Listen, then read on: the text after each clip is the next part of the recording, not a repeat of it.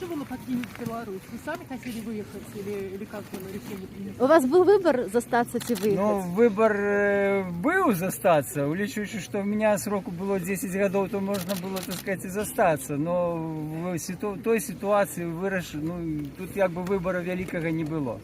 Ці заставаться в турме, ці быть вот таким чином вывезенным с завязанными очима за Беларусь. Вам нужно было попросить помилования или можно было просто выехать? Мне раили просить помилования, я не просил помилования.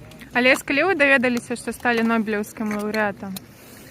О, это уже давняя история, уже 3 года прошло с Ну, того як часу. гэта было? Ну, это было в СИЗО КДБ, в СИЗО на Володарці.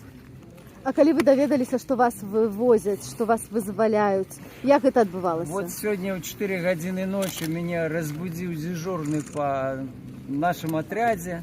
И когда я вышел, мне сказали терминово собрать речь, и я уже зразумел, что пошел процесс вызволения. А былі нейкія прадчуванні ці нейкая інфармацыя папярэдне, што Было будуць прочувание, бо після того, як була вызволены Сергей Тихановский, и після його визволення, это было в червені, а в вересні було визволено 51 полізняволений, было зразумело, что гэты процесс пошел, и заставалось только чакать и сподеваться, что он не сорвется, потому что мы разумеем, что в любой момент ситуация может измениться в горший бок, и тому вельми важно далее всем протягивать, тримати свій фокус на тих політичних зняволених, які зараз знаходяться у білоруських турмах, і добиватися повного визволення усіх, щоб там не залишилося ні одного політичного зняволення.